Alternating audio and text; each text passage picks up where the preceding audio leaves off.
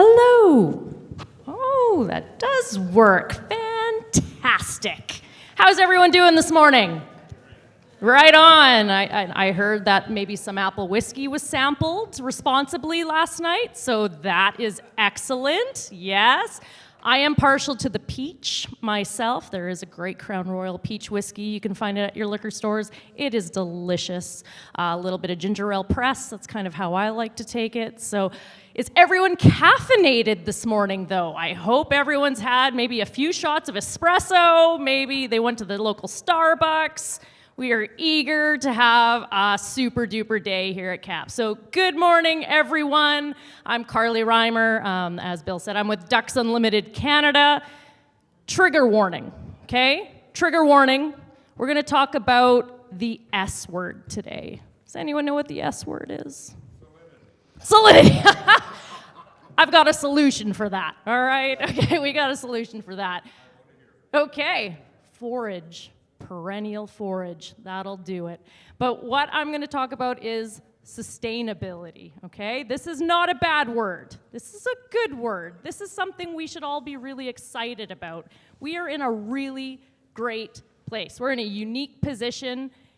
We're going to talk about stuff you're already doing. You're just not maybe being recognized for it as farmers. You're doing good things. You're doing the right things. And so today's panel, we're going to talk about the good things you're doing. We're going to talk about the initiatives, the research that's out there that's really supporting to recognize farmers for the good work they're doing. And not just on the environment, because when we talk about sustainability, it's not just the green side.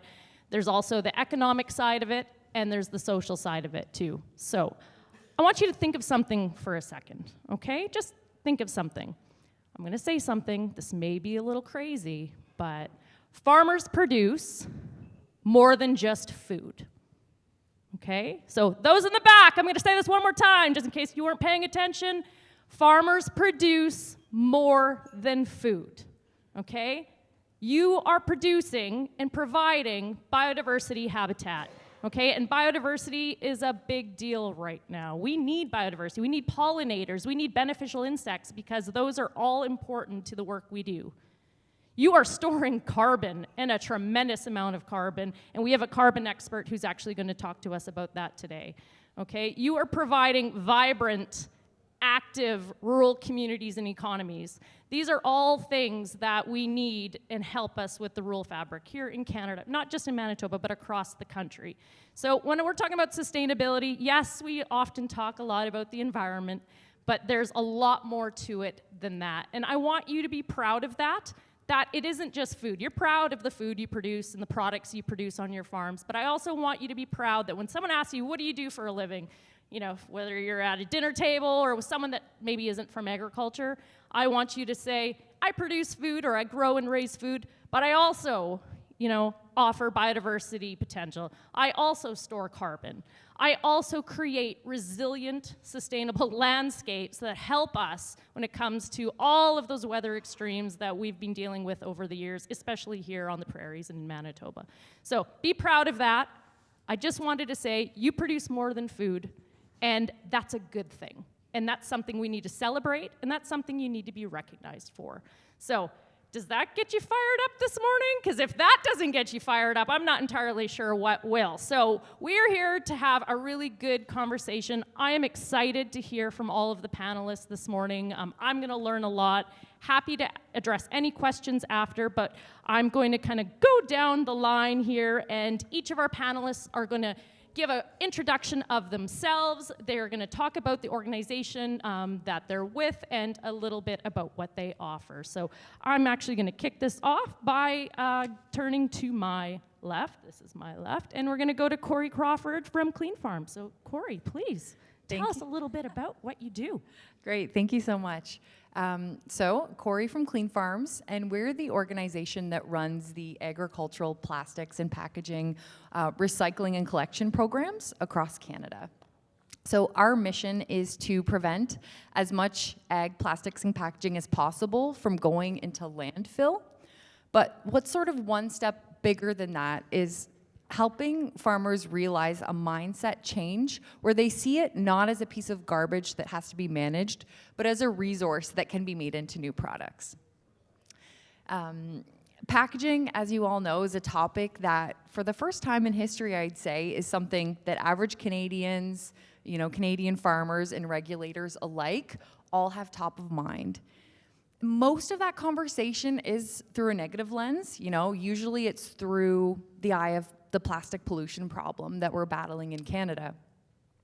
But there's a reason why there's something like 400 million tons of plastic produced globally each year, and that's because it's a really great product. It's durable, it's lightweight, and it's low cost. And from the growing perspective, it helps to ensure that the commodities that you produce have as long of life as possible. It helps it get to market, and essentially plastic is used as a tool on farm every day. And when I sort of think of the story of what brought me here in front of you today, and I must say thank you so much for having me, my first sort of memory when it comes to plastic or waste, I think I was about 8 years old, and I was driving with my mom down our countryside road on our way home, and I saw some litter at the side of the road, and my 8-year-old mind thought, okay. I rolled the window down and I threw something out the window, and my mom slammed on the brakes and she said, "We're not leaving until you pick that up." And she said, imagine what our road would look like if everyone did that. And then I sort of thought back, fast forward 10 years to that moment when I was at University of Waterloo studying environment and business, and we were learning about the tragedy of the commons. Basically the natural human condition to treat public space a certain way.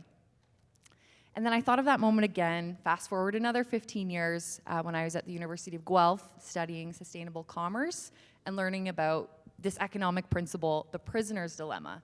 So it's basically if each person is working to maximize their own self-interest, it reduces the collective self-interest. So all this to say, we run these great programs to ensure that plastics is managed responsibly, and our organization exists because Manitoban farmers and Canadian farmers really embrace these programs. So all this to say, we wouldn't exist without the group in front of us here today. And sort of taking a step back to who Cleanfarms is, we're a producer responsibility organization. So that essentially means that we were created to represent the collective waste management needs of the agriculture industry. We're fully funded, and we're created by our 75-ish members that are the pesticide, fertilizer, and seed manufacturers and distributors, as well as the Canadian animal health companies and egg plastics industries. So we operate a few key programs that you'll know. The longest standing one is for pesticide and fertilizer jugs and non-deposit drums and totes. These can be returned to retail, to the point of sale usually, every year from April through to the onset of winter. We also run a collection program for unwanted or obsolete pesticides and animal health meds every 3 years. So in Manitoba, we'll be back in 2025. We also run programs for seed, pesticide, and inoculant bags, grain bags, twine, silage plastic, and bale wrap. So if you want to come see me, we actually have a booth outside, and I can get into more details on how our programs work and how we can help you get them set up on farm if that's something that you're hearing about for the first time. Thanks. Great. Thank you, Cori. And so like Cori said, don't be shy. Go talk to her at her booth later. This is really great information, and the welcome is there. So we're going to just keep on trucking down. And so, Laura, I'm going to make you go next just because we're going to go all the way down. So Neil's really excited to go at the end. So go ahead, Laura. Perfect. Okay, good morning. So that's a tough act to follow. I'm not nearly as interesting as all that. Garbage. Yeah, my story's not that fantastic. But my name's Laura Grzenda. So I'm here as a representative from Manitoba Agriculture. I am also a farmer. My husband and I farm in the Interlake in Broad Valley, if anybody knows where that is, for all of you who don't. which is probably all of you. I'm a couple hours north of the city, about half an hour northwest of Arborg. So we have a forage seed and leafcutter bee farm. So forages, yeah, woo. We also have typical annuals in our rotation as well, but no livestock. On the Manitoba agriculture side of things, I'm a land management specialist, although our titles do change fairly regularly. Our work doesn't, but our titles tend to kind of shift around. The long and the short of my position with the department is I deal with environmental sustainability and helping producers understand what that means for them, and in particular kind of on the extension side of things. I deal with the Environmental Farm Plan program, which I'm sure a lot of you have heard about if you haven't participated in it yourselves. And we'll talk about that, I think, a little bit later. And then I'm also kind of involved in the Beneficial Management Practices program. So some of you may have participated in the past. So cost share programming, helping producers make changes on their farms to increase their sustainability or decrease their kind of environmental impact. So that's kind of in a nutshell why I'm here today. So thanks very much for having me. No, thank you so much, Laura, for that. And yes, we are going to get into a lot more of the details of what Laura does and everything that her department provides. So a man who needs no introduction, John, will you go next, please? Well, then we could just pass if I don't need any introduction. But anyways, I maybe just make the confession that I'm a refugee from Ontario, and Cori and I were making comparisons there from her hometown. That's close to where my family originated in Ontario. And so I've been in Manitoba for over 25 years doing my trade as the soil fertility extension person with Manitoba Agriculture. And yes, in doing so, I've seen a number of environmental sustainability things come along. During that tenure, there was a period where regulations were brought in to prompt farmers to apply fertilizer at certain times a year, not other times, and certainly manure regulations. And I think most have learned to comply with that. And compared to some of our Western neighbors, we're maybe seen to be the folks that are towing the line versus the cowboys. And so those have occurred. Right now, nutrient management is foremost, both for the phosphorus management and greenhouse gases. And one of the groups that I work closely with is we all talk about 4R nutrient management these days. And Fertilizer Canada has a program where they have farmers recognized for designated farms. If they're work with a retail agronomist that has been trained, then those farmers can have their acres counted as being operated under proper, good, sustainable management practices. So that's just some of the things that I'm involved with and have seen in the last few years. And I have more notes too once we get to them. Fantastic. And feel free if you were like, oh, I want to say this. Chime in. We're among friends here. This is casual. We're just having a good discussion. I'll save my rant for later. We'll hear John's rant, and I'm sure if anyone has any questions of John, you can ask him. So, last but not least, I'm just going to send this right down the line to Neil. So, Neil, let's celebrate. Let's celebrate. So, one, thanks for having me. An esteemed panel. Not sure I should be here in terms of quality speakers that I got beside me. So I represent another trigger word. It starts with the letter C and rhymes with carbon. So I'm going to start with a story because it's funny. So I'm a farm kid from Saskatchewan. My brother still farms. He runs about 9,000 acres, and he's doing okay. But you got to remember, we came from humble roots, and so where he's taken the farm from where he was to where we are, I just give him pats on the back all the time. That's not the funny story. The funny story is my genesis of getting to this point was I'm an agro from U of S, a soils economics background, end up in the grain trade, then I end up in the animal science business. Ended up owning a couple of animal nutrition businesses and pivoted. So Jeff, where are you? You gave me, it was the courage that came from your intro last night and today that told me that's maybe not a bad thing, but sometimes pivoting is looked upon as, what are you doing with your life, son? So I've had a few of those conversations with my dad, but we've had success along the way.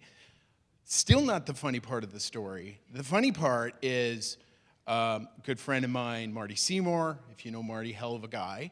He comes up to me and he says, hey, we're working on this project. What are you doing? And at the time, believe it or not, I was working on the private brand space with FCL.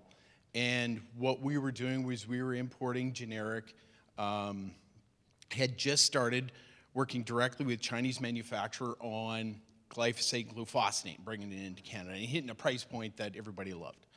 And it was going okay. Checked off a bunch of those boxes because it was sort of a passion piece that I wanted to get to. And then Marty came calling, and there was just something about it that was very cool. So anyways, still not the funny story. Phoned my brother. So I talked to my dad, and Dad's, past retirement, and he's like, go get him, son. My brother, not so much. So I get on the phone with him, and I'm like, hey, we're going to work with these folks out of Regina, and they got a really interesting platform. I don't know enough about it, but boy, I think I'm just going to jump in with both feet. Oh, did I get a blast about how carbon's driving up his costs, and this is crap, and this is government data. Whoa. So first of all, easy fella, I'm not regulatory. I don't sit on that side of the desk. That's compliance, that's taxation, that's got nothing to do with me. I'm in the voluntary space. In fact, you should look at me like I'm your friend, because quite frankly, I'm a revenue source for you.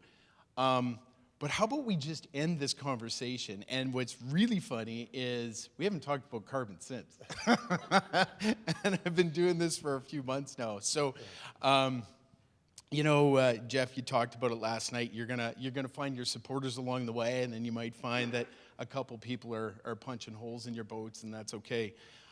I love this platform that we sit at.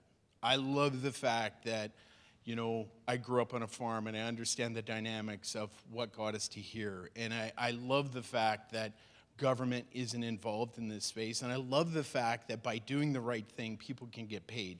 Hell of an introduction, Carly, in suggesting we're more than food.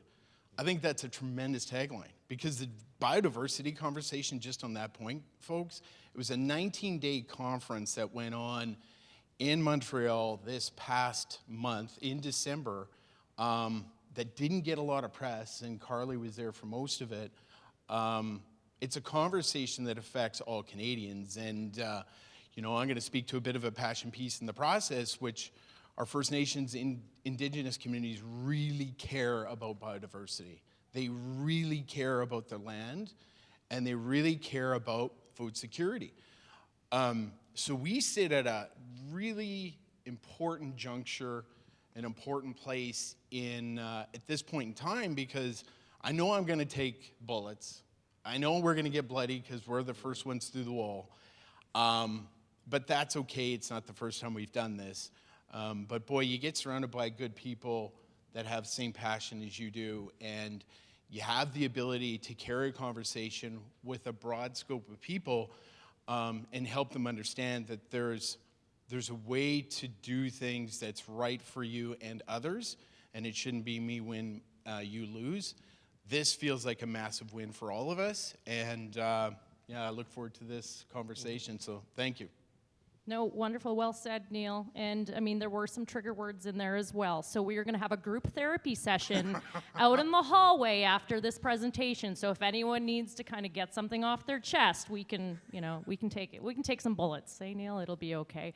So no, wonderful. So we have some transplants here. We have some Ontario transplants. We have some Sask Farm Boy. Laura and I are Interlakers, which I find is probably the best thing. So any other fellow Interlakers in the room? Oh, we need more Interlakers in this house. Okay, so we're going to get into our question and answer time. I have a few questions. While I ask the questions, your job, everyone has an important job in this room, you need to think of your own questions, because this is going to be not just about me. I like it to be just about me, but it has to be about what you want to hear from this panel. They're experts. They know their stuff. So please, think of questions that you might have for them, and I'm going to ask a few just to get the juices flowing, and then we can go from there. Okay? Everyone on board? Fantastic. So, Cori, just because you are my left-hand woman right now, we are going to go to you first. Okay? So this question is for Cori. Cleanfarms helps maintain a clean and healthy environment through your recycling programs and initiatives. Over the years, what have you seen as successful ways to engage farmers? Oh, isn't that the million-dollar question?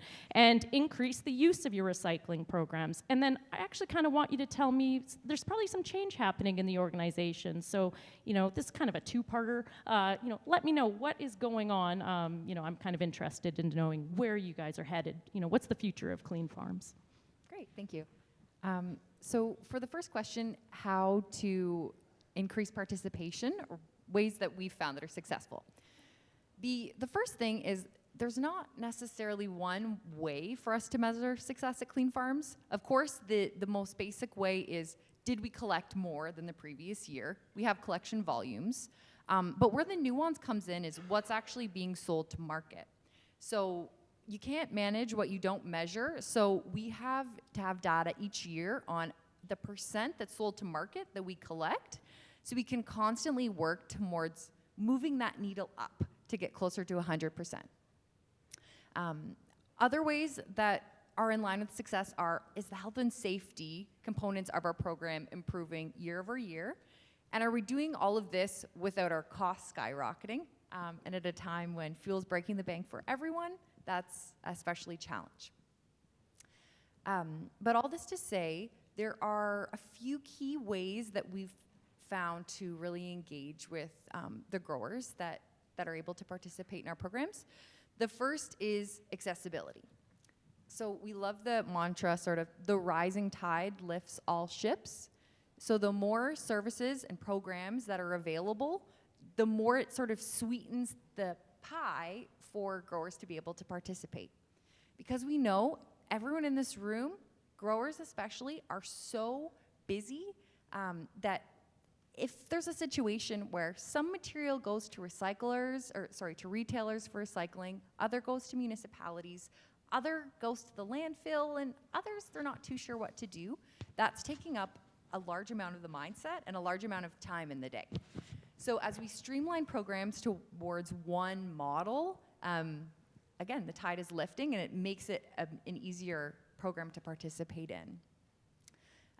Another very important one is partnerships. So we are a level removed from our grower partners who participate. So we really lean on the influence of stakeholder groups, such as Keystone Agricultural Producers, to help promote our programs, the agricultural retailers who are selling the products to do that promotion, and the municipalities, and sort of the district chairs as well. So yeah, we're not in this alone. We are operating on that full value chain solution. So again, just that reminder that we're just one piece of the puzzle that everyone is helping to contribute in is the main way for us to increase our accessibility. Perfect, thank you, Cori. And what's on the horizon? Is there yeah. change coming? I'm not sure. Sorry. So the big change that's happening in Manitoba this year is that the pesticide and fertilizer jug recycling program, that is switching from municipal collection sites to retail collection sites over the course of the next 2 years. So this is going to be, and we know, a bit of a hard pill to swallow because we've been operating the program at municipalities for 30 years. But as such, those sites are now 30 years old. They're in need of investment. Municipalities are being asked to take on more and more programs. So the idea is that we'll transition the small container recycling program to retail, to the point of sale,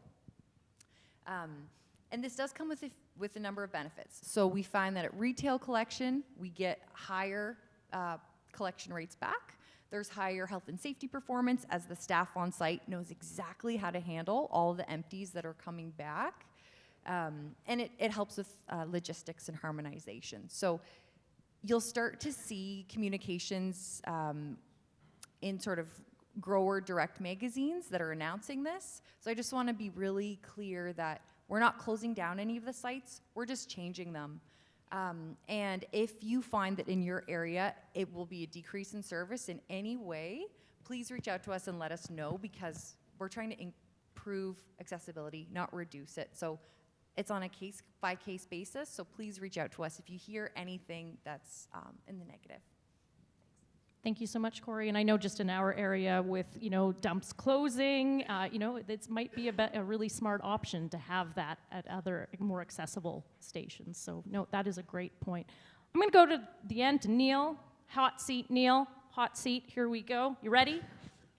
Well, I thought I'd be fourth.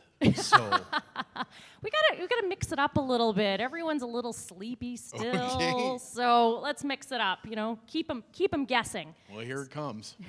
So tell me, what are some opportunities for farmers by getting involved in the carbon credit market? Dun dun dun. Yeah, there is opportunities, and I just dropped a card. I'll pick that up later if I don't, remind me. Well, the opportunities are there, and the simple answer to that is do the first thing that you need to do, which is stop the clock or start the clock, however you want to look at that. But start collecting your data and start tracking what you're doing by quarter section on your land, so that when it comes time for a protocol to be written, that you're in a space to say, here's how I'm tracking my results. And doing that through just simple soil science, soil analysis is going to be the starting point. And it's one in which that is just important to start the conversation. So, fill your wallet, if you will, with your credits, understand what your space is and what you represent. And then over time, the opportunity we just see is going to continue to grow. For regenerative agriculture, which is where you folks would sit, there's aspects that you continue to improve upon. Hearing some of the panelists on their suggestions, they're not wrong. So be open to advice in these spaces, but at the same time, think in terms of the carbon conversation isn't actually that hard. The carbon conversation is simply that we've been tracking higher levels of CO2 from the 1850s to today. So the other parts of the conversation would just park. But we know CO2 has increased from the mid-1850s to today, and it's roughly doubled. Now, why would that make sense? Well, it makes sense because we're harvesting, the hydrocarbons that are trapped in the soil. So we're bringing up that carbon, releasing it into the atmosphere. And we've probably pushed over a couple of trees and the odd bush. So in terms of our ability to harvest that carbon back into the soil, we've compromised the cycle, if you will. But we also know, so I'm going to be the balanced journalist in this conversation. So you're going to get a sense I'm going to wear a few hats. There's a fellow by Jordan Peterson out of University of Toronto. Excellent person to follow. He's an environmental pragmatist and is somebody that we pay attention to. I do anyways. And, he'll say, okay, well, the other side of this conversation is with rising CO2 levels, we've seen a greening of the northern hemisphere. We've seen, proliferation of trees. And we've also seen marginal land produce more bushels per acre. Now, he's not said that. I'm putting words in his mouth.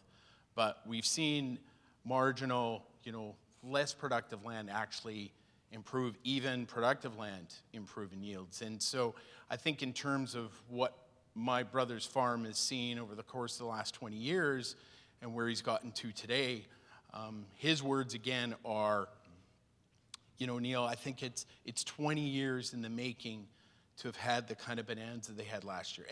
And again, we're not going to talk yields, but he's saying that, year on year, the investment in their minimum tillage program, minimizing the amount of pesticides that they're adding, being exactly where they need to be in that space, and getting the very most out of the fertilization program has gotten them to the economics that he's been able to appreciate in this past season. Now, perfect storm for him, and that's great.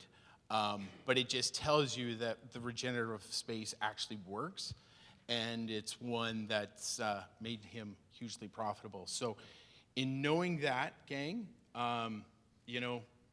just do the data piece first, and we'll help you through the rest of the conversation. But also know this. The voluntary space, which is what so I'm the natural base, I'm the land-based credit. That's who I represent. I'm not taxation, I'm not compliance, and I want to make that distinction. But this is why our space works. And I was just talking to Marty about this morning. He said he got a call from a fella east, we'll say, and looking for 50 million credits. 50 million credits. Well, if you take regenerative agriculture in Canada today, do you know how many credits Canada's production actually could max out, peak, most? We're at 16 million. We're at 16 million, and this one guy's asking for 3 times that. And so this is why this space matters, is because you can reap the benefits of doing the right thing. And it shouldn't be painful. And you've got some great insights on this table. You've got your various agronomists that you're working with. These are smart people that actually know how to get you to the next level. I'm going to be there to help you with how do you monetize the carbon on your land. So knowing that size of credits that are being asked of us, we're really in the aggregator space. So, it isn't meant to sound crass, or it isn't meant to sound as though we're not interested, but we're sort of looking for 100,000 acre plots to put together from a protocol standpoint to keep our costs down and to give you the most from those credits that can be harvested. So that's going to take a few of you to come together. So we've taken on a pretty bold initiative. It's expensive as hell, but we live in a space that it really is doing the right thing, and a right thing for a lot of people. Did that answer the question, or did I get way off base? I loved it. Okay. It was great. Well, we're on the stage together, so what other answer were you going to give? That's exactly it. Neil and I had a really good chat yesterday, so no, this is fantastic. And you're talking about, data and making sure that, with soil testing and knowing what you have and understanding that before you jump in, so you understand what your value is in that case. And John's going to I'm going to go to you, because you're going to talk a little bit more about that side of soil testing and research. So my question for you, John, unless you just want to chat, we can just do that too. I've got to confess, carbon credits are kind of like understanding bitcoins for me. I'm not there. I don't have that, but I do. Geez, John, you just derailed what I said. Well, I'm sorry. I think the elder statesman on the panel here, and my head just doesn't have capacity to catch all the nuances. But I understand traditional soil testing, and I think it is an important assessment of things. And I think the one thing is that it takes some very special and, from what I understand, very special and dedicated soil testing to measure carbon stocks, because it was recently described in a conference we're at. It was like how they used to weigh a cat on the boat. And the way you know how much a cat weighs is you see how much water the boat displaces with the cat, and then take the cat off, and then you see how much water the boat displaces. That it's measuring something that, inferring by measuring big source of something and trying to figure out what differences are being made.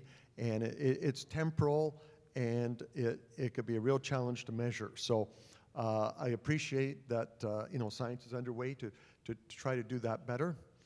So in the meantime, I stick with what I can measure, and that is some of the assets on farms. The soil test could be a barometer of soil stewardship, and I guess that's where I want to take this, and I'll go right into my rant, because Laura and I were asking, how do farmers get recognized for doing the environmental, their right things? And I'm going to, as you talk about your part, but I'm going to say, well, ways that I think maybe opportunities that they could be, and one is through they say that the marketplace will reward those that are innovators and are doing the right thing, and the folks like Quakers and General Mills have sustainability platforms, and yes, indeed, they should be rewarding farmers that are out front and doing the right things. But the other opportunity, my rant, is on, I think farmers could be or should be receiving preferential treatment on rented land when they use conservation practices. And my rented land rant is that a third of acres in Ontario, and I believe in the prairies, are rented land now. And the question always comes up, are you treating rented land as well as you treat your own? And often, I think the studies out there said, not unless you have a land rent that's at least 5 years in length, because then you're likely to see some of those accredited benefits. So, and I think, well, if you're treating it well and you're doing those right things, I would hope that the landlords have a stewardship ethic too, that are willing to reward that. And how do you reward conservation practices? Well, in rented land, you do it two ways. One is you do it by extending the tenure so that the farmer does have an opportunity to see some of those advantages coming back. And the other is by flexibility or perhaps lowering land rent versus top dollar. And I have a list just so I don't go off script here, but these are things that astute landlords with a stewardship ethic may well write into a contract to see that it is maintained as a stewardship thing. One is, the top of mind for me is soil fertility. It's phosphorus levels. How do people treat rented land? I can tell if it's owned or rented land when I see a soil test, because phosphorus is usually the first indicator of land that's been cropped out or not farmed like it's owned. The other things are the old-fashioned word crop husbandry. What's a crop rotation? Is a good crop rotation, or is a short-term crop rotation? Are you managing pests well? Are you rotating your herbicides? Are you using good pesticide stewardship, or are resistant weeds going to build up there? What's straw management? Is it removal, return, or burn? Straw burning could be absent in a year if the landlords in the province decided that that's a clause in my contract now that there's no burning. And my neighbors, the Penners, are there, and you live in an area. There's smoke in the air around you folks. If all of a sudden the landlord said, well, you're not burning anymore, and if the farmer said, well, I've always done that, I need to do this, and say, well, it's in the contract now, and guess what? There's lots of other farmers that farm in this area that do not resort to burning, and they'll be cropping it next year. So immediately, the landlords would hold all the cards in this. Other ones, tillage, you mentioned that you're reduced tillage and zero till, that could be a factor, but simply leaving residue and coverage on the soil if it's erosive, improving and maintaining drainage, looking after wet spots, whether it's salinity or environmentally sensitive areas. Shelter belts. Who looks after shelter belts anymore? But if you do that on your landlord's farm, maybe that's an asset that they're willing to consider. Are you maintaining fences? Are you putting manure on the rented land, or just keeping it for your own? And so there's a number of things, and I know that some of you are maybe working with landlords that do have this ingrained. I went to school in Indiana, and I had I don't like using this word, a pet farmer who kind of adopted me in Indiana, and I went out to his farm south of Lafayette, and he was in the field, and he was digging a hole. He was fixing a tile drain outlet, and so I was talking to him the first. I said, "So how long have you had this land?" He said, "Oh, about 20 years, but it's not mine. It belongs to a widow in Chicago." But top importance for her was not the dollars, but that it was maintained in a productive and a sustainable way. And I guess that's a hope I've always had, is that landlords and landlord associations would be interested in putting stewardship, conservation at a higher level, and recognizing it more, and stipulating it, and they'd have more control than any government would over how the land is treated. So I started with soil testing, but that's, again, it's just one of those barometers. But yeah, if you go to an ag retailer and you want to know whether it's owned or rented land, you just look at the P level on that soil test, and that's usually a giveaway. And we've come full circle with John. I love that. That was kind of an education in BMPs, and really speaks to that doing the right thing piece, which is this entire panel's all about. So does everyone have notepads at their tables? Because I want you to make sure you took notes down the whole time John was speaking, because these are some really important things. A lot of these are already happening, okay? So I don't want to take that away. Like, a lot of these things are already happening, and people are doing the right things. But I love that you said shelter belts, because we go through that kind of cycle where, PFRA, we had all the shelter belts, there were so many caraganas, we still see the remnants of caraganas and lilacs all over the place, to, ripping them out, to realizing that these messy areas, as we call them, are actually beneficial, and they're critical for pollination services when it comes to our crops. And without them, and without that pollination, that's not a good thing. We need those yields. We need to produce more on the existing land so we can actually have, the ability to continue to store carbon and do all those things. So no, I appreciate that, John. Thank you for that journey that you took us on. So Laura, I'm going to go to you. I want to hear all about EFP. Okay, I'm going to ask my question just so everyone knows what we're going to talk about. But so this year, the EFP, the Environmental Farm Plan, just in case that acronym didn't resonate the first time, has moved to an online format. We are in the future. The future is now, everybody. So you have been leading the charge on this. Holy smokes, bravo.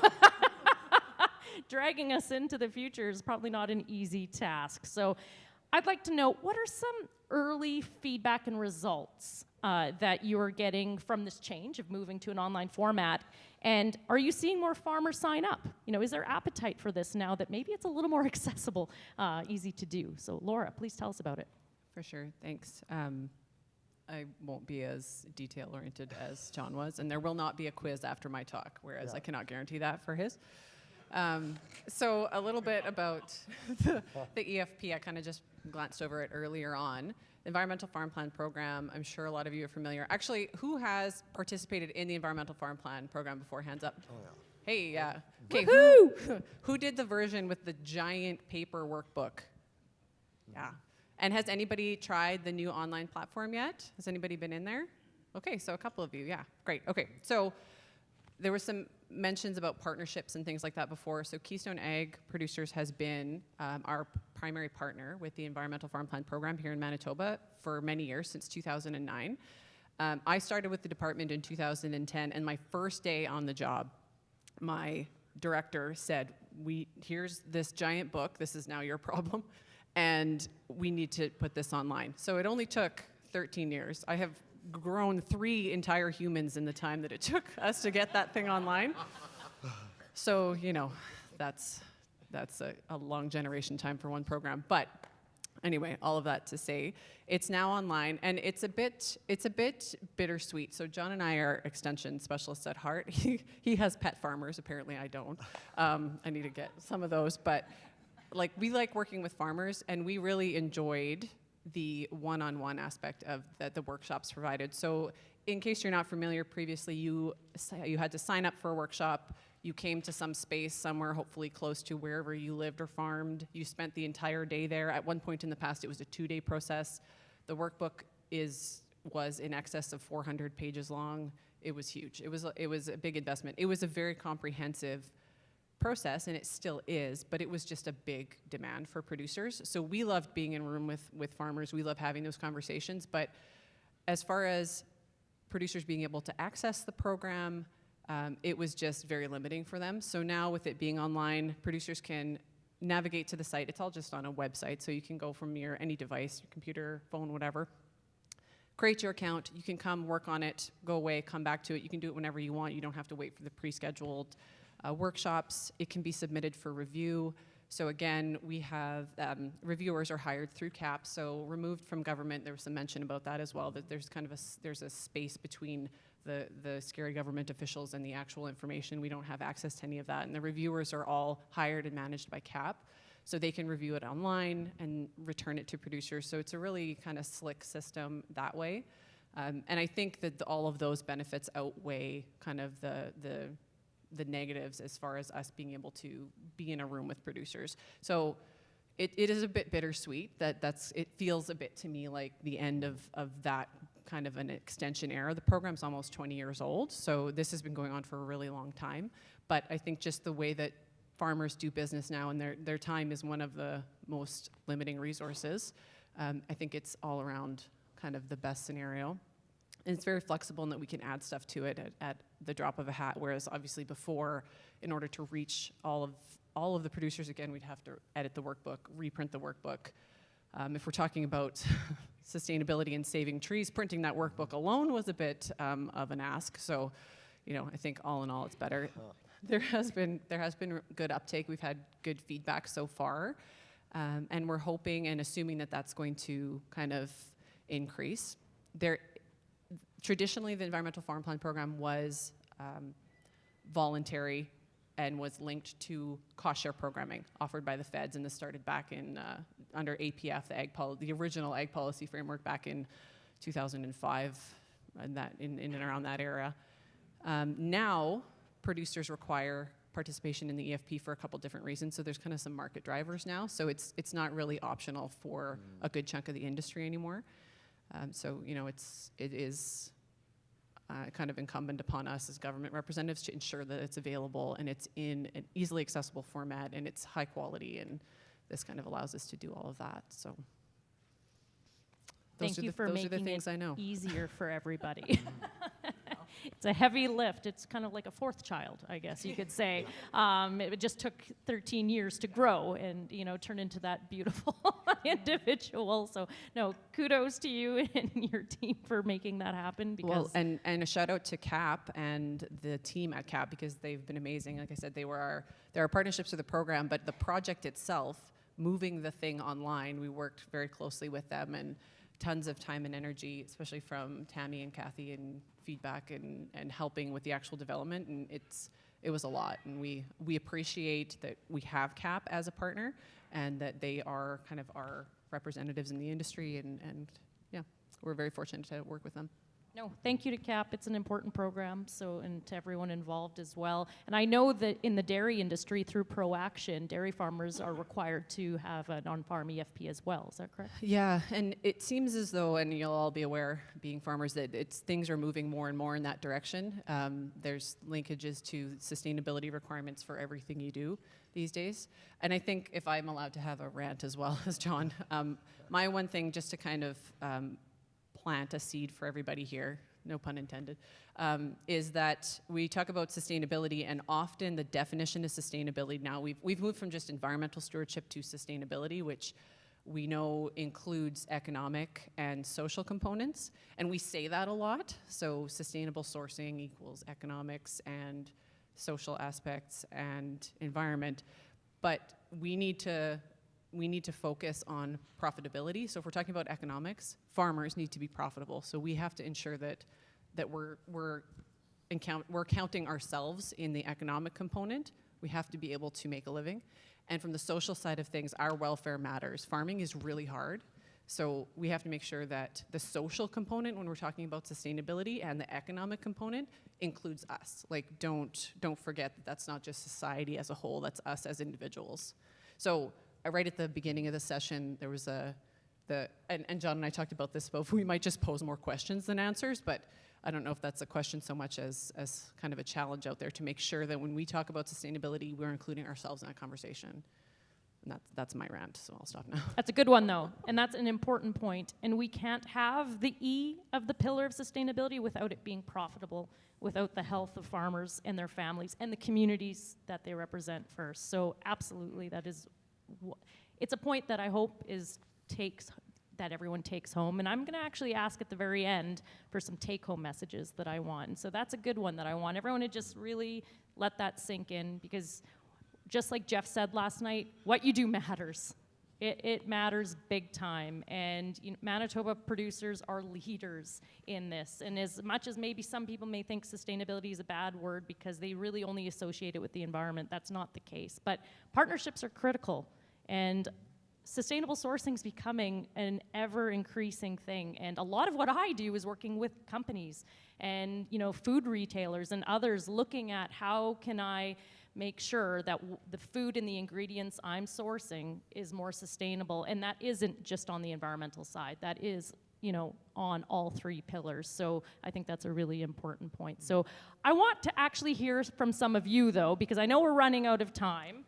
And we started a little late, and I do want to try, as a good hostess with the mostest, try to get us back on track. And so are there some questions? Well, I see, Bill, you're standing up. If there's questions, go to the microphone, because we want to be able to hear. I want everyone to hear you. So, Bill, you're first, so go ahead. Is this working? Yes. Okay. Well, thank you very much, Laura, for your rant, because that's exactly where I was going with regards to this, insomuch as sustainable is the three-legged stool. And I am a strong believer in economic part of that equation. I think it's the biggest leg on the stool. So my question will go to John. As I go along this experience, if there is no yield increase with practices, as I heard your presentations at Ag Days, if there's no increased revenue, how can I build a business model when I don't know all of the particulars of the program's incentives, and will they change as they go along? It's like I have to invest in the program through nitrogen inhibitors and then qualify at the end, but I don't necessarily see extra revenue on that particular part. So I'm going to try and condense all my questions into one. You had mentioned something about rental agreements, and I do believe that. And I know of individuals who have practiced that on rented land. But as you had mentioned, this widow in Chicago, when she passes, that goes to family members. Then that environmental stewardship on that particular piece of property is not recognized, and it sells to the highest bidder. So that recommendation of that rental agreement, you look after the land the best that you can, but somebody else is going to buy it, and you don't have it at that particular point. Now, my next question is for Neil with regards to carbon credits and that part. And in consultation with a independent carbon, I don't know if he's an expert, but he raises more questions. And I will relay them, and I don't know if you'll be able to answer them. But if you sign up with someone for carbon credits, do they only sell once? You have assets versus liabilities. Who gets the carbon credits? The landowner, the land operator. You have data. Do we just standardize soil test, or what type of data line are we using? And we're going to need rules. Is there fraud, transactions, all of that part? And we're going to need education on this particular part of carbon credits. So I think before we miraculously say this is a cure, there's a lot of things that need to be discussed. And I think that the Alberta model of carbon credits has not necessarily evolved the way that it was initially released for the prosperity of agriculture. So a lot of questions and a lot of part, but I am passionate about the sustainability, and I want agriculture to engage, but I want to ensure that farmers are protected and recognized. So. No, thank you so much for that, Bill. There's a lot to unpack there, and we're going to do our best to try that. I'm going to start with John, just because the first question was for you. So, Sure. Well, I guess I'll make that quick as far as some of the, not all environmental practices pay for themselves. I don't know if that's a profound thing to say, but like you said, I can be using some of these things that research has shown that nitrification inhibitors, things like this, do reduce nitrous oxide, but they don't consistently impact yield. And which is too bad, because most BMPs that Laura and I and others champion, there is a return to the farmer for doing the right thing. And with those, unless you're putting nitrogen at risk or conditions are risky, like sandy soils or very wet in the spring, it's unlikely that there's a yield payback. But our researchers have identified the environmental impact benefit, and that's why there's been, I guess, this development of incentives through the watershed, Manitoba Watershed Group and the Canola Council through the off-CAF funds from the federal government, prompting, or for the short term, they'll be backstopping farmers willing to try those.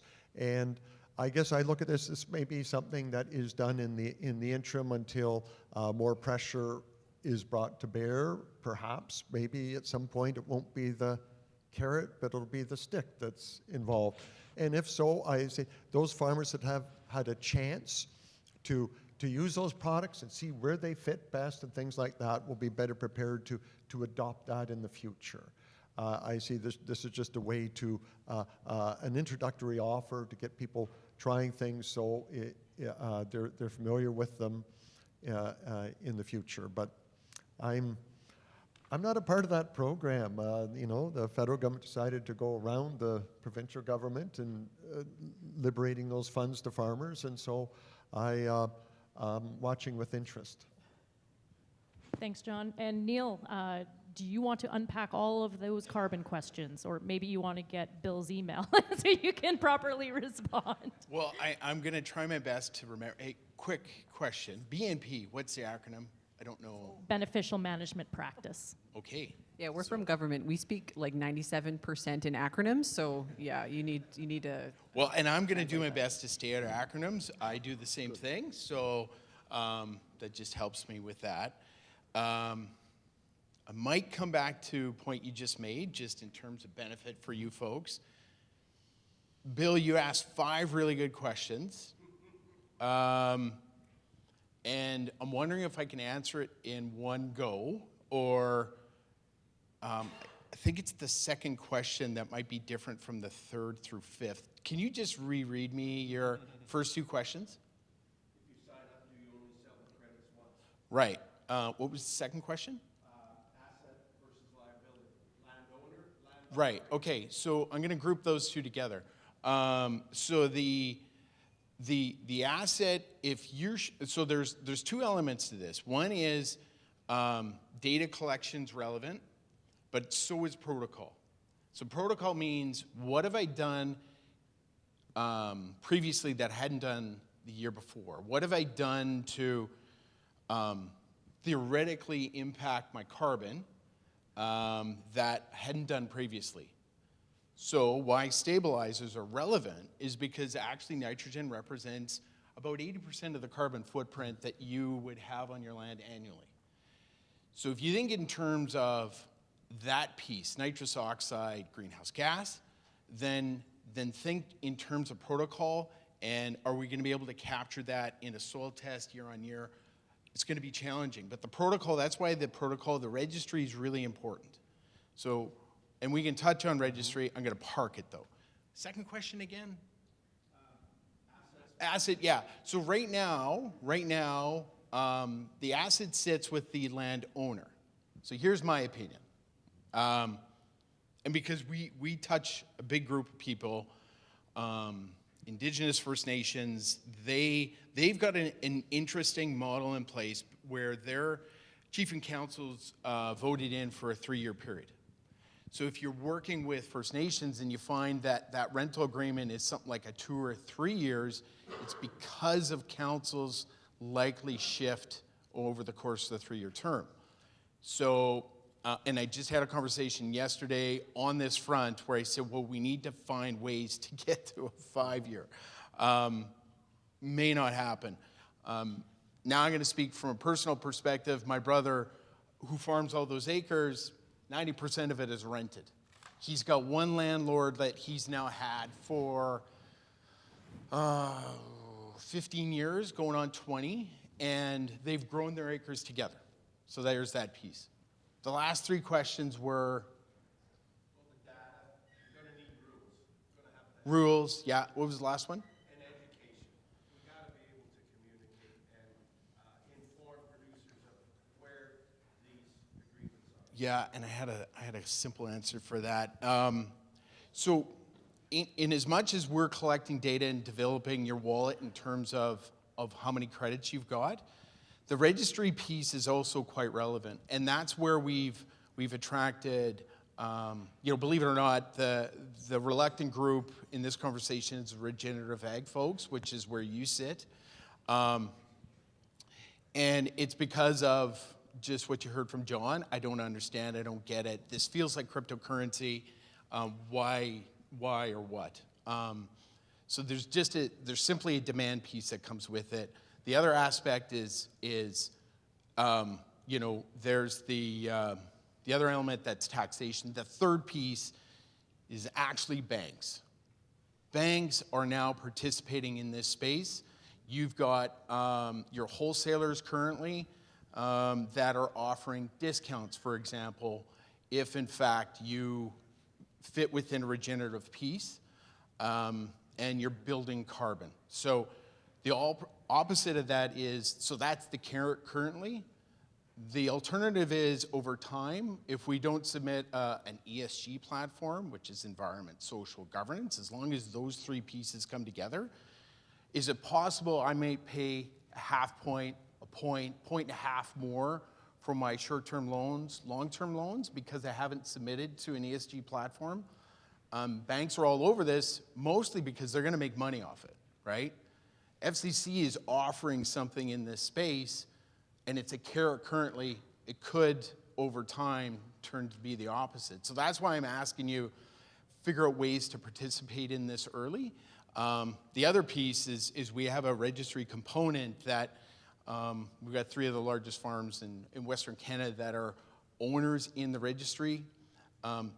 What that gives you is a look through, a say on the exact question you're asking, which is being educated, being in the know, what's fair. And that's why the registry is so important, because we see how that brings it all together and puts it in simple language. So I hope that answers the question. That's it? Close. You and Bill are going to have a good chat after this. But, Yeah, and it's a long one, so and you did that's bring up great. sustainable finance, and you did bring up the other acronym, which is ESG, so Right. environmental, social, and governance, which is definitely something I work a lot in that space. And so we're not going to talk about that, but those are also really good conversations that this whole thing spins toward, I guess you could say. We're going to take just 2 more questions because I'm getting told I'm going to get the hook. So go ahead in the front. Yes, Ferris, District 2. The S word. So this is going to Salinity? I'm not revealing that. So I've got Grandpa John here to help me out on this. He's a new grandpa. 3 weeks ago, right, John? And 3 months. or 3 months, sorry. And anyway, sustainable and salinity. Can they work together? Now, 50 years ago, most farmers had a few cows. And around their wetland, where the salinity was in it, it was grass. So you cut that, baled it, everything's happened. But now, you can go for miles and not see a cow. So the big grain operators, and the phone just rings off the wall to, oh, Les, I'll come in and sow 2 acres of forage around this wetland. And so I can run in there when we hope it's dry enough to use the hay bine, and then 5 days later come in and bale it. So the phone just rings off. Everybody wants to do that, right? Come in, for 2 acres, 1 acre. So is that sustainable? No. So this comes back to our provincial drainage regulations, that saline soil is tightly compacted. If you wanted to tile it and drain it, you couldn't put tiles 50 feet apart. You're liable to be putting them 15 feet apart because it's so tight. Yet, our drainage regulations say you can only drain 150 feet away from a wetland. And that is the gospel according to DU. Is this a question for me, sir? I'm not on this panel. Influencing the drainage regulations, and I don't feel that that is sustainable. And the saline issues, as we had yesterday, the young students were in here wanting to make a $50, even if you get that, like it's not sustainable for people to come in and bale 2 acres I here. appreciate your comment. Do you have a question, though? About the changing the provincial drainage regulations. I definitely do not work in policy, so I cannot help you with that. But I I guess would happily put you in touch with someone, though. Would you like to speak to someone from my organization? I would gladly well, put yeah, you in touch. but I just wondered if John would Oh, comment John? on. Yeah, I thought it on- was directed at me, John. Sorry. So go but, ahead. you know, we're dealing with soil fertility and the tightly compacted soils, and I'm just wondering if that's feasible in your opinion to. I think I'm going to drill down to what I think is your question is if you tile drain the salinity spots, will it fix them? And in the long term, it'll potentially remove the salts. You'll still have a depressional area that may remain wet or wetter. And, but it takes quite a bit. You just don't put tile in the ground and remove the excess water. It actually takes quite a few years of receiving excess water to move those salts out and down and out the tiles. So it's a long-term process. I don't know that we have a lot of current observations or research on this. We have people that do this and gradually report improvement to us. But I guess I see some of these saline areas, whatever, that these are going to be tagged as some of these environmentally sensitive areas or basically economically unproductive areas that we will just need to put into some type of permanent cover to protect the good land that's left. So we want to manage that saline land just so it doesn't take more of the good land.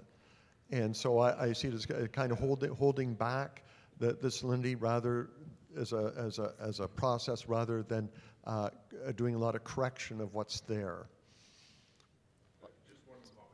No, I'm sorry. Bill's telling me I have to move on. Sorry, we have to move on. We'll deal with individuals that we're time sensitive and we have one guy been standing for quite a while. Yes, so we're going to have one more question. It's going to the back, so please introduce yourself. Let us know what you want to know. Roger Voggs, District 5. My questions are hopefully a little more simple. One for Cori. Have you guys, or is part of your mandate to find out which containers are the most, harmful or not easily used, and then do you take that back to the manufacturer or the companies and say, you know what, you can do better here, or like I'm looking for better containers that I just feel comfortable rinsing, say that and then they go back to your facility, and there's always room for improvement, and we've seen that. But do you guys engage in that? And then I have a question also for Neil. Can you give us any examples of monetization of regen practices, zero-till practices, or possibly just changing from a continuous crop to a forage? So 2 All questions. right, we'll keep it quick, but Cori, you can go first. Perfect, thank you. Great question. And one committee that we've recently developed at Cleanfarms is called the Sustainable Packaging Committee. And it includes representatives from the actual container manufacturers, the distributors, and the retailers to find ways to better design the packaging. Is exactly to what you said. So when I think of the 10-liter jugs, for example, they used to have an aluminum foil sort of across the board that made it really difficult to recycle. So that's an example of an issue that's coming up, and we're working with the packaging designers to see if there's an alternative solution so it's easier for everyone. Another big project that we're working on right now is usually it's 1,000 liter totes that have a bit of a gully in the bottom that make it really difficult to extract that last bit of product that's often very high value and makes it almost impossible to rinse. So to answer your question, that's definitely something that we're looking into is packaging redesign. If you have any specific ideas, let me know and I'll follow up with that group. Perfect. And then Neil, do you have something to offer quickly? Yeah, real quick. And actually just realized it was this response will help you, Bill, with answering your question, which is how do we ensure credits don't get traded twice? Is that what I'm hearing? So, ensuring the integrity of the business. So here's simple math. Regenerative agriculture produces somewhere in the range of about 0.2 tons of carbon per acre on an annual basis. I don't think I answered that one either. So use that calculation, 0.2. And then you can use another calculation, which is regenerative ag is worth about $10 per ton. So 0.2 times 10 gives you roughly what it's going to generate per acre for you, which is about $3 an acre. That's top line. That doesn't include expenses. This is why aggregation is so important, is because if I put together a protocol, quarter by quarter by quarter, unaffordable. Protocols start at 100 grand, and that isn't driven by our cost. We're not making any money off that. It's global registries that are in this space. So we're going to try and work with that, and this is where maybe we could use your help. But here's what you can do, okay? So we just did the math. 0.2 times 10 gets us $3 an acre. Through your practices, improving protocols, right? Reducing carbon footprint, meaning is there a way I could produce the same bushels with less nitrogen is going to create the biggest benefit for you, and we can measure that through protocol. So if we can get you to where it's 0.4 of an acre, right? And because we're in the business of bringing forward pristine credits. I was covering that. Bringing forward pristine credits, which is, we've heard this expression, rising tides raises all boats.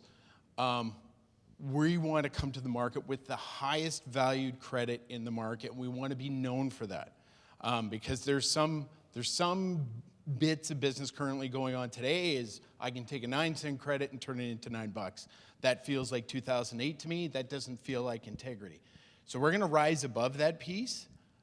And again, it's expensive, but it's going to get us to where we feel instead of you folks generating, say, $1 an acre on credits net to you because of the cost piece, this is more like $3, $4, $5 an acre is what we see the business being able to get us to. So as we work together on developing protocol and costs, and us helping, aggregate and get us to a high value per credit, this is how we collaborate on that front. So hopefully it answers the questions.